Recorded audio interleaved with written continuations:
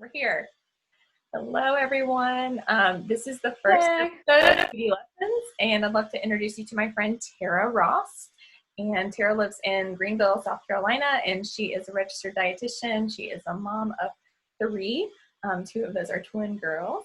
And yeah, she has so much good stuff to say. You can follow her at Fuel Good Motherhood on Instagram, and she will help you out. But today I wanted to bring her on because we were chatting on our Marco Polo group. We have a group of girlfriends that chat on there, and she asked me this question about how do you accept yourself, especially as we're starting to age and get older, and skincare and all these things. How do you accept yourself but also want to change? Like, how do you hold those things in tension? And so here, I'll just ask you if there's anything else that you want to say about that, or how you were feeling, or what brought that question up for you. Yeah, so I mean, obviously the line of work I'm in, I work in nutrition, and I've, for most of my career, have helped older folks, so people probably in their 50s and older who've had heart disease or diabetes. Weight loss has maybe been a part of that, but it was more from the health aspect, not necessarily an aesthetic. But obviously being in nutrition long enough, I know that that's a big part of it too. The problem that I'm seeing, especially as, a woman, is putting so much emphasis on the aesthetic that you forget why you're doing it in the first place. Right. And, taking that holistic approach of, well, yes, it's about, how I feel, but also where my mind is with it, and, kind of what makes it a part of my lifestyle and who I am. And you want to feel good in your body, of course, but you also want to do it in a healthy way that's not consuming. Right. Yeah. And it doesn't, I guess, the driving factor shouldn't be my body shape necessarily. It should be how I feel. You want to feel confident, obviously, but not necessarily, it doesn't need to be a number on the scale, Yeah. And so when I was thinking about you asking me about like how do you approach skincare, and I think a lot of women ask me this question because a lot of people are overwhelmed by like all the steps and the regimens and all of these things, and like, why am I doing this? Is it because society tells me I shouldn't have wrinkles on my face, or all of these different things? And I, probably similar to you, come to the conversation with the idea of this is just like my largest organ, and it's something that I should care for just like I care what I put in my body food-wise. And so I think the energy that we bring to these practices makes all of the difference, at least for me. So when I'm coaching someone through getting, into taking care of their skin, which they may have never done in their life just because it's overwhelming to them or whatever reason, that's kind of where I start with that conversation. Is just like, it's a way to nurture and care for yourself. And it's not about changing who you are. It's about caring for who you are. Yeah, exactly. I love that. Yeah. So I don't know if there's anything like specific else around that you wanted to ask me, or that you're curious about beauty wise, inner, outer, any of the things. Like, let's just have a chat. Yeah. So I'm about a year and a half away from 40. And so obviously skincare, I wish had been a bigger deal for me 10 years ago, but it just wasn't on the radar at all. And then having kids and all that, my kids are kind of at the ages now where I feel like I can focus more on myself, and I should focus on myself. That's another tangent altogether, but the whole fact of like moms feel like they have to put themselves on the back burner, and not care about themselves, when in fact, if you care about yourself, it actually makes you a better mom, makes you better able to care for others. But anyway, yeah, I would say definitely wrinkles, definitely dullness is another one I've noticed quite a bit. I know we've chatted a little bit about like vitamin C and things like that. Yeah. And just kind of knowing how to enhance features and not be afraid of certain types of things. For the longest time, I was like, I don't want to use concealer. I shouldn't have to use concealer. Mm-hmm. It's an extra step. I don't want to. And then I realized it doesn't take but a few seconds, and it makes a big difference. Yeah. And I think what you're hitting on is something that's important, is whether or not you want to do it, and or if it's something that you've just been told that you should do because you're a certain age, or because it's trendy.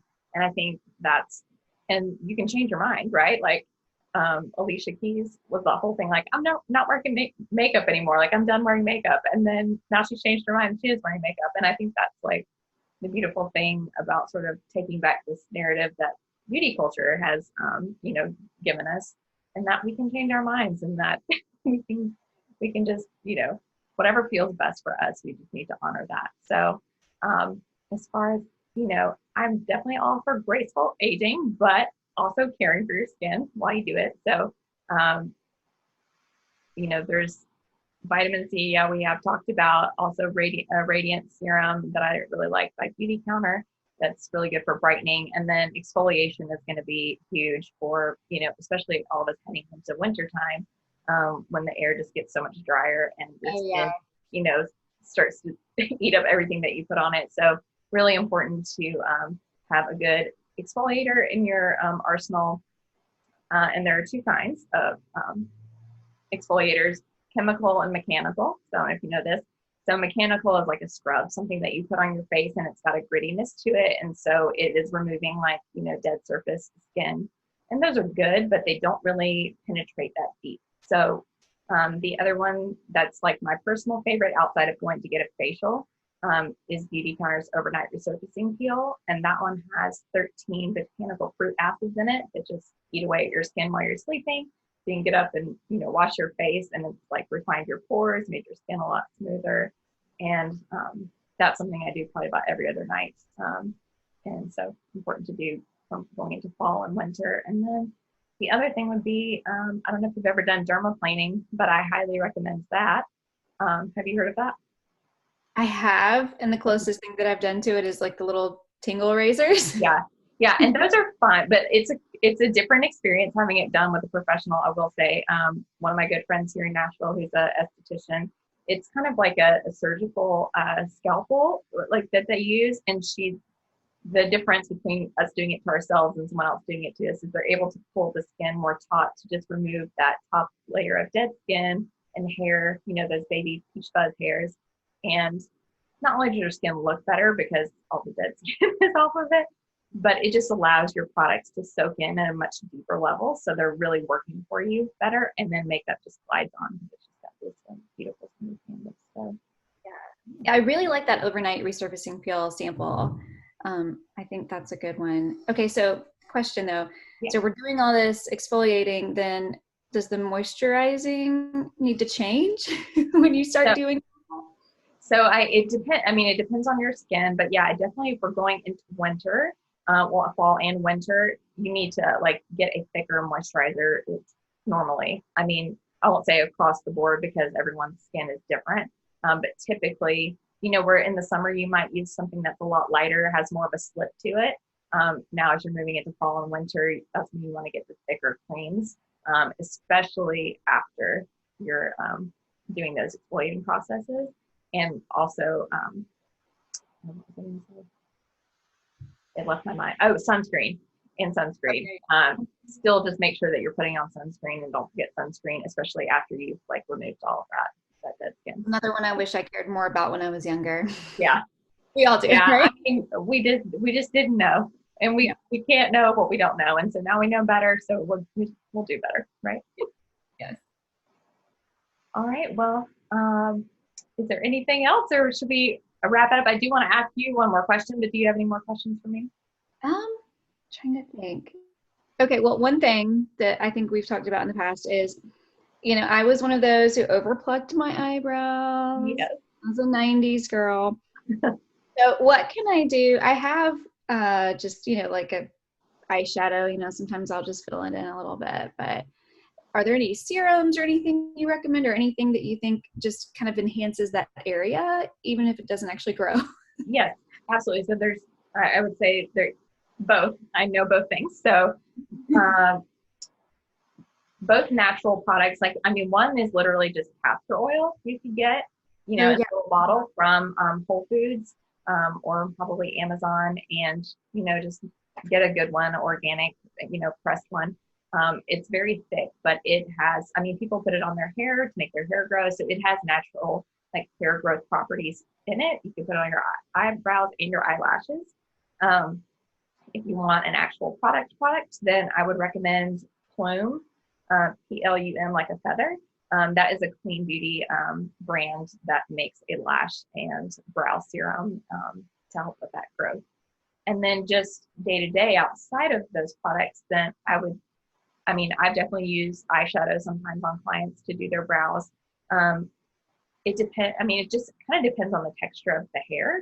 I feel like you still got pretty dark brows, so you can take more product than maybe like I could on the brow. But I use a pencil. I use Beautycounter's pencil, and then their clear brow gel, which is kind of like in a little tube that just you feather it on to hold them in place.